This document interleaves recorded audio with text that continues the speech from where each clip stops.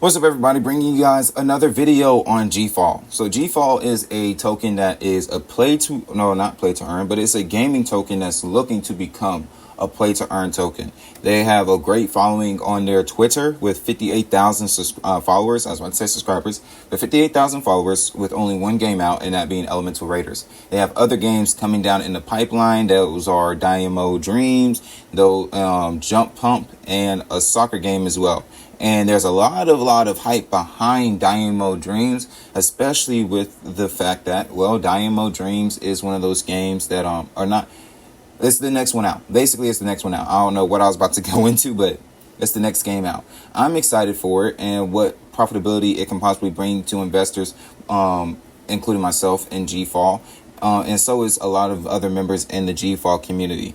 There's a lot of excitement. So let's talk about the price. The price is currently at not 7 zeros. Geez, I talk about too many tokens on this channel. 2103313.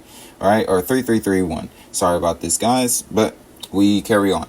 The volume is at $271 with this pair, and this pair is seeing 240 buys out of 422 transactions. And I would say that the ratio of buys to sales is positive. It's in the buys. It's in the buys momentum. The buyers have the momentum right now, as you can see with how the price has moved for the last 24 hours with a 10% increase. Now, outside of this pair, there's other pairs that have led to an increased volume or have a higher, or GFAL having a higher volume, and those pairs being the GFAL pair with USDT on Uniswap. Right now, we're looking at the one on PancakeSwap. Don't get if you're not understanding of what the difference is between pairs and PancakeSwap and Uniswap and all those things. Please do not let this trouble you. I'll definitely try to make videos that explain the difference between Uniswap and PancakeSwap and helping the audience just understand what's going on. But for the most part, just understand that those are platforms that people trade their GFAL tokens on, or trade this token in particular on. And right now, there's a positive growth and a positive influx of holders to sellers count. And that means that more people are buying than people are indeed selling. I'm excited for GFAL though, especially when you look at the holders count, because not only is the price growing, not only are they coming out with new games, not only those two things, but you also look at the holding count, and their holders are increasing. They were at 15,000 holders, if I'm not mistaken, to start off December 2023, and now it's taking forever to load, but they're at 18,000, I believe 300 holders. I'm trying to force it. There we go. So now 18,400 holders. So it's a great massive influx of holders. This has actually gone up almost 1,000 since January 13th of 2024. So a great rate, a very great rate of holder increase, and it's a positive sentiment. Now, all that being stated, we're 4 minutes into the video. I want to make sure this video is quick, and if it's not quick, it's very descriptive. I played the game Elemental Raiders. I'm trying to get to certain things so I can show you some things. Just trying to get to some things so I can show you certain things. That we're just going to leave it at that. Elemental Raiders is fun. It's a great game that I enjoyed playing a lot, and I like the nuances that they have in there. Now, I do have my concerns or my hesitations, and one can very well say it's because it's not a complete game yet. The game's not even out on mobile apps, and it's planned to be released on PlayStation, Xbox, and Nintendo Switch. So that's great right now, since Steam is on it's playable through Windows PC and Mac. And there's only I don't have any concerns about it. I have concerns, but they're not even red flags. They're more so yellow flags that can turn into red flags later. But the game is fun. The game is it's really easy to get addicted to. And even when you come over to Steam, which is where I really want to surf this video around, the majority of the reviews are positive. It's mostly positive. 74% of the 135 user reviews are positive. There's a couple negative ones, and they're people that did not actually play the game. They played for, like you see here, 0.8 hours, and then there's someone else who played the game, 0.1 hours. And someone said, phone game with typical predatory dupe systems to make your stuff usable, competitive. and need a lot of copies to max out and make something usable. Now, this game is not like every other because there's not the glitches. There's actually some deeper systems in there that make it a lot more exciting. And I think these reviews don't really give a good example or explanation of how fun and how fun the game is and where the game can be better. This person, and I don't think these guys right here are the best ones either. I think the one I love the most is this guy right here, who's played 56 hours, and I agree 100%. But he made the review at 36 hours of play. And he said, fun game, yes. Only thing I would say that sucks is not too much pick in a tune. All skins look the same that cost money out of pocket. It really is a fun game though, but it just gets old fast. Everything looks the same no matter the skin you pay for. We need more than just color. They all look about the same and the game modes are crap. So I agree with this. Or to a certain extent, not completely 100%. I do agree with the main thing being let's keep the main thing with this. I don't really complain about the game modes because A, it's a free game, and B, I also don't complain about it too much because it's an unfinished product. So I should expect that some of the game modes, some of the side quest game modes, to not be the most exuberating and the most fun and things of that nature because the game is still being thought out. But it's a fun game. The skins do need to be enhanced and need to have more variety because that was something I didn't buy any skins because I didn't see the point of it. All the skins look like how my characters already did look like. There was nothing else going to really make it stand out. And I think that's something that they're going to have to go over with their design and UX team with how they're going to really make this product, make the skins more beautiful and actually worth buying. Because if I had to explain it, let's go to the GFAL marketplace. The skins cost 1,000 elemental crystals, and 1,000 elemental crystals cost $10 worth of GFAL. And with that being stated, that's not a bad price to get skins. It's really not at all. I think it's basically saying you're buying your skins for like $8 or something, or $7.99, but I don't think the skins are worth that because there's no change in your character. Now that was a good review. I like reviews that are actually methodical. This person played this game for the same number of hours that I have. I've played this game for almost 6 to 5 hours, but and that's when they made this review. Now they've played the game for 12 hours, so they continue to enjoy it. It's just there's some confliction. The pros from him is nice voice acting, the fun Rokumbu-esque gameplay. I don't know how to pronounce that word. With counterplay built into the characters. Nice PvE mode that saves your progress whenever you die. An item system in which you get to rectify some weaknesses or buff some of your strengths. That's very fun to play with. A loot box system. This is a con. I just personally enjoy loot boxes. Sorry for the stuttering. I like this. I like everything he said. I love this one right here specific because earlier we had someone say, same as always, you just get the same card and you don't know what to do with it. It's just boring, blah, blah, blah. But in all actuality, he was like, yeah, you need a lot of copies to max out and make something usable. The cards are very usable and actually they're not even overpowered. They're like perfectly, in my opinion, from playing for 5 to 6 hours, balanced. They don't do too much damage, but they do enough damage to where you can end the match within not 3 rounds, but 4 rounds. I've ended a match in 3 to 4 rounds, and I love that game, or I love that match, and specifically. But so there's that opportunity there, but the other person sucked because they didn't use any heals or defense. So that's what I'm trying. So that's what I'm stating with this comment. I love it because the item system is very well thought out, and it does allow you to just rectify some of your weaknesses, because you might have cards that aren't the most strongest, but once you upgrade them, then they become a bigger player than some of your other cards. And then if you increase the cards that were your strengths to start off with, then bam, boom, boom, doom, it's really about to be some noise being made up in that game, and positive noise, and that positive noise being a dub. Now we get to the cons, and this guy went into it. And made sure to say, I really like this game and I see it going places. I really enjoy playing it and hope it doesn't turn into an NFT game so I can keep playing this without guilty conscience. There's some crazy cool skins in this game, so he likes the skins, not me. If it was less play to earn to win, I would 100% consider paying money for some of these. So now let's get into the cons, right? It's described as an NFT game online, and in the roadmap, they describe their plans of making this game into a play-to-earn game, which would kill it for me and make this game a red flag.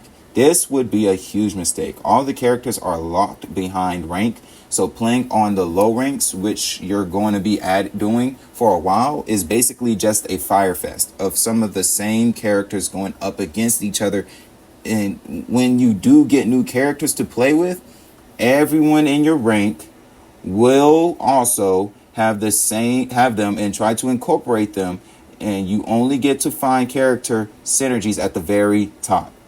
The PvE parts are often interrupted with 25 round cap, meaning sometimes you'll run out of time before you can actually get to the boss and kill them. The PvP rounds are a bit too short, though it definitely feels good being able to push through rounds relatively fast, like often planning goes unrewarded. I don't think the PvP rounds are too fast. I would love for them to be extended out longer, but I think how quick, there's 6 rounds. Those 6 rounds go by quick, but it allows you to play a lot of games in a long period of time, and it also, like, within an hour, and it also allows you to learn very quickly what to do and what not to do. I feel like if you extend the game mode into another round, I honestly wouldn't be mad at that, because I really save my killing blows up until that 6th and final round. So if you give me an extra round to save up my killing blows, that would be awesome. But at the same time, you need to create a need to move, a call to action. And I think it's safe, but I think where it's at is good now. I think extending it out one round wouldn't kill it. I just don't think it's necessary. There is no chat in the rounds you are playing, so you can't type GG or converse with your enemy. I personally like to congratulate an enemy on a good play or chat while drinking my tea. This is where that comment's located, I personally like trash talking. When I do something to my opponent, I like to emote. I like to do something. So I would love the chat option to be added in there, but I'm pretty sure they would just do things like good game and stuff like that are supposed to be very well received by other gamers, and I think also deter trash talk in the game. But who knows? I think that's going to be I think that's something that's going to be added later on, because later on in the year they're adding guilds, and you're going to have to add a strong communication chat system for guilds to be added. So I'm pretty sure that's going to be added in the near future. But this guy, I don't think he wasn't aware of that when he made this post, if I'm under that same understanding. The ability to find unknown skills in epic chess, the idea is amazing, and it does feel good to find a new skill. But it's also unfair because people can actively buy boxes with real money, meaning a person that invests money into the game will likely have skills that you do not. I don't mind paying money into a game out of my own free will, like buying skins, but being forced by the mechanics to spend money is a little crazy. And I agree with that, because I don't like that I have to gain new skills from certain box on chests. Now they do have it in there to where there is a system in play to where you can still get new spells from other boxes. You can get new spells from a bronze chest I have, or a magic chest. It was one of the two. But either way, as I progress in the game, I got those new spells and I got those chests with those capabilities. The chest that he's referring to, you have to actually go out and buy it, or it gives you a guaranteed new spell. Basically, it just gives you a guaranteed new spell, and I feel like if you want that guarantee, then you should. Then I don't think there's a problem with saying we're gonna make you pay for that guarantee. Personally, now I see what he means, because someone can just dump money and get a whole bunch of new spells that other people do not have, but not all the new spells are that great. I mean, they have their competitive advantages, but they're easy. You can figure them out. You can figure them out, and you can figure out how to counter, or how to at least plan for those cards to be thrown at you. But they're not the new cards, and spell cards are not cards that just blow up the entire match. From my understanding, they don't blow up the entire match as soon as you start it. The UI for the mobile is very mobile focused. The PC version of the game was developed beforehand. The mobile version isn't even out yet, so I don't exactly know why this is the case. But it definitely raises a red flag, and it does look like a mobile game when I play it. So I'm like, I can't wait for the mobile app version to come out, and I think that's why. I think they're just I feel like they're pushing people to get the mobile version. And we're gonna skip a couple things, because they're, like he stated, they're not hard to fix at all. So GFAL, and he just says, so G for all, which is games for a living. If you see this, consider changing a few things. He really doesn't want to make this an NFT game, guys. He's so against it, and he talked about how they copied League of Legends system for acquiring champions and make them buyable with a normal currency that you can only earn by playing, but also give players the option to buy them directly with money. It would make sense for players to choose a character after completing the tutorial, so that very early ranked can't afford to buy champions yet, can still participate in the building of synergies. The PvE round cap thing is probably fine. I don't know, that just annoyed me one time. And he went on to say some things. Pause the video. 3, 2, 1. All right, you had a chance to pause the video. Going to go on to the next couple reviews. We're not going to read anymore. The video is going to conclude here. But just understand that was the best review I saw on here. The most descriptive, and it came from a thoughtful place, and a place that wasn't just, this game sucks. There's people that pay to win, blah blah blah. I mean, personally, I don't mind. I don't like pay to win games. I like play to win games. But you can't stop people from paying to win, and you can't expect a game that is free to not have in-game purchases available to gamers. So when I say that, I just mean I'm not mad at them for having in-game purchases. I'm just saying, when I play those games that are free and they do have those in-game purchases of preview to you, all I just ask is that, all right, don't make it broken. Here's some screenshots from the game, but just don't make it broken.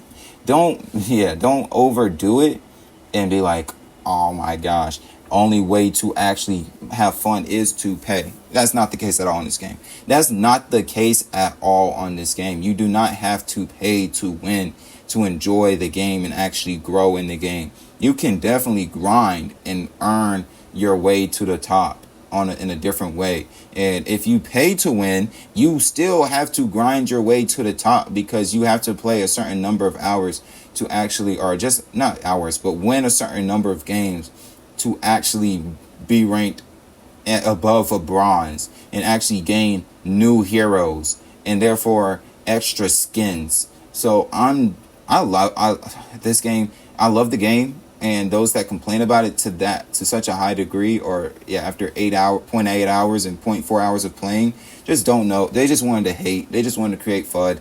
And those people are going to exist. This is a fun game, though. This is a fun game. I hope Dynamo Games is fun. I'm really excited for the soccer game and Jump Pump. I'm not really understanding of what Dynamo Games is supposed to be. But man, I'm excited for this game's future, because it's not even fully developed. So this is the time to have these critiques. This is the time to tell them what they can do to make this game better. Because at the end of the day, we all want to be profitable, and we all want to have fun while making a profit. So keep that all in mind. Love you all, though. I keep talking, but I promise I'm done now. I hope this video was very thought out and very methodical, because I enjoyed this game a lot. I really did. And I would give it a cool 8 out of 10. If not, I can also see how a lot of people play the game, because I think there's over 1,000 people. There's over 1,000 gamers, over 10,000. I think over 1 million gamers play this game or have played the game. And I can definitely see why. I don't think an NFT system would break this game necessarily. I think people are afraid of that aspect, but I think it's just the execution of it all. It's really just the execution of it all. And as long as they execute properly and actually think things thoroughly, which I have no doubt the team will do, then I have faith in not just Elemental Raiders' future success. And you saw some of the skins there. I don't just have faith in Elemental Raiders' success, but in the success of the GFAL token. And in my opinion, and that's why I am going to, or have already bought some and will continue to buy more.